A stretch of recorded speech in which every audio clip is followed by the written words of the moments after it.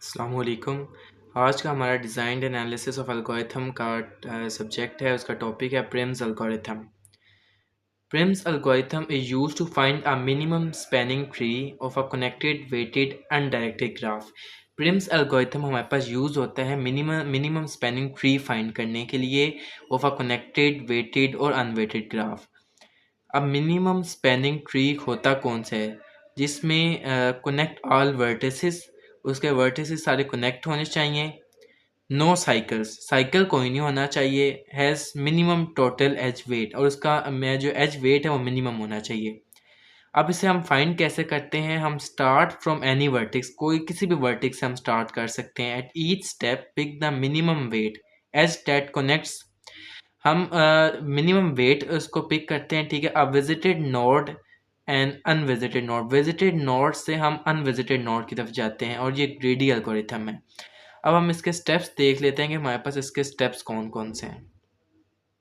ये नीचे प्रॉब्लम भी सॉल्व की हुई है। एल्गोरिथम के स्टेप्स हमारे पास आ जाते हैं। स्टार्ट फ्रॉम एनी नोड, हम किसी भी नोड से स्टार्ट कर सकते हैं, ठीक है। सपोज हमने इधर स्टार्ट किया है ए नोड से, इससे हमने स्टार्ट कर लिया, ठीक है। अब आगे क्या है? मार्क इट एज विजिटेड, ये विजिटेड है, ठीक है, इसको हमने विजिट मार्क कर लिया है।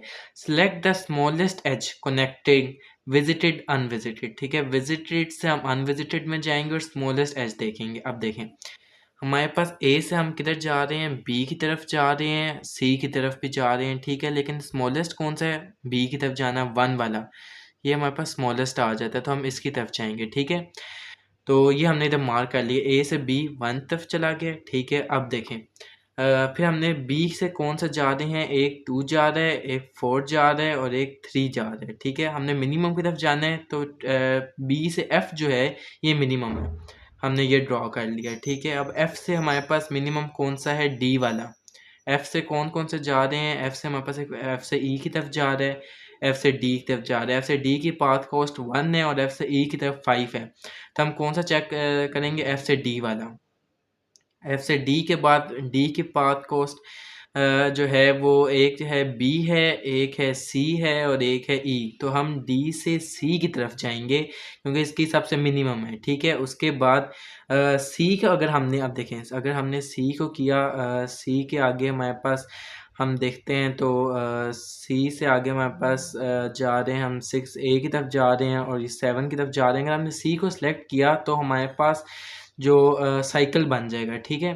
तो हमने साइकिल नहीं बनने देना, तो हमने फिर दोबारा डी के पास जाएंगे। डी से मिनिमम कॉस्ट जो है वो ई जा रही है, तो हम ई को सिलेक्ट कर लेंगे। डी से ई थ्री आ जाएगा, ठीक है। अब देखें साइकिल कैसे बनता है। साइकिल बनेगा अगर हम ये डी से ई की तरफ गए हुए हैं, डी से सी की तरफ भी गए हुए हैं, ठीक है। और अगर हम सी से ई चले जाते तो ये एक साइकिल फॉर्म हो जाता है, इसलिए हमने ये सिलेक्ट नहीं किया, हालांकि ये भी मिनिमम था। उसके बाद अगर हम ई से एफ चले जाते, ये भी एक साइकिल बन जाता, ठीक है। तो हमने ये साइकिल नहीं बनाना, अगर ई से फाइव भी हमारे पास मिनिमम में आ जाता।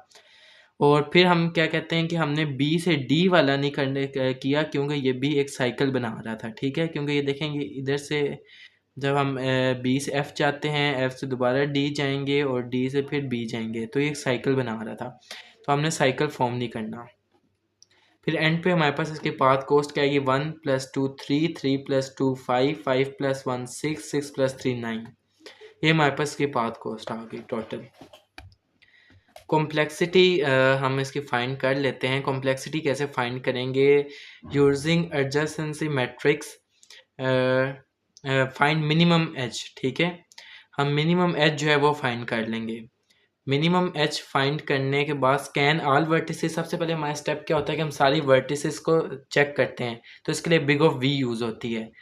जब एक वर्टिक्स को चेक कर लेंगे, डन फॉर ईच वर्टिक्स, कितनी दफ़ा हम इसको चेक करेंगे वो वी टाइम्स होता है, टोटल क्या हो जाएगा? Big of V square. उसके बाद हम चेक करेंगे प्रायोरिटी क्यू बाइनरी हीप के जरिए insert vertices into P Q, ठीक है। जब प्रायोरिटी क्यू में हम इंसर्ट करेंगे वर्टिस तो इसकी कॉम्प्लेक्सिटी होती है ना बिग ऑफ वी। मिनिमम हमने एक्सट्रैक्ट करना है, ठीक है। ये कितने दफ़ा होगा? वी टाइम्स होगा। Each takes big of log V, जब मिनिमम करेंगे बिग ऑफ लॉग वी आ जाएगा, टोटल हमारे पास big of V log V, V times हमने डन करना है, इसको प्रोसेस करना है, और बिग ऑफ लॉग वी जो है वो मिनिमम के लिए। एज रिलैक्सेशन, एजिस भी हमने चेक करने हैं तो ई आ जाएगा, ठीक है। तो इसके हमारे पास each update big of log V आ जाएगा, टोटल हमारे पास big of E log V आ जाएगा। अगर हम इसकी फाइनल टाइम कॉम्प्लेक्सिटी देखते हैं तो big of V plus E log V आती है, और मैट्रिक्स की big of V square space complexity हमारे पास बिग ऑफ वी है। ये आज का हमारा टॉपिक था। उम्मीद है आप लोगों को समझ आई होगी। इंशाल्लाह नेक्स्ट वीडियो में मिलते हैं। बहुत शुक्रिया।